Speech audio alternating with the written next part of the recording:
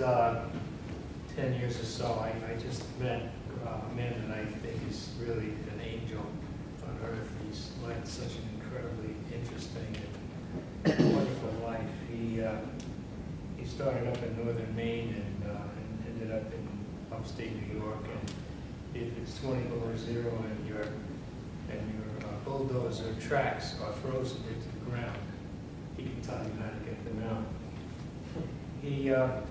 This is a picture of him in 1943 when he enlisted or was in the Merchant Marine. And he spent the war 10 years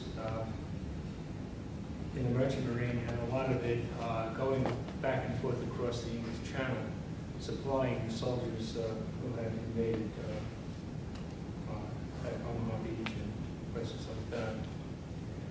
And I met him down at the beach. He used to go down every morning, and there's a little hole in the sand dunes where he would park his truck and look out over the sound. And when I finally got courage enough to talk to him, he told me that he goes down there every morning and he says a prayer, and this poem's about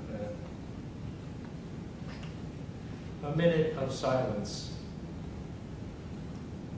Bill Drost begins each day, yes, each and every day. Down to Long Beach, as he would say, looking out over the sound, closing his eyes, and speaking with tender, heartfelt words. A minute of silence for brothers lost at sea. And let me tell you something. He knows the sea well enough to tell of being on a ship on what they called the Murmansk Run, bearing a deck full of steam locomotives bound for Russia in World War II, and of the gut-wrenching storm that hit them, and of the 64,000-pound Sherman tank broke loose of its moorings down in the hold, and crashing from side to side down below, one that could puncture the hull with just one more roll, and leave the men that didn't go down with the ship in water so cold they couldn't live for more than 10 minutes.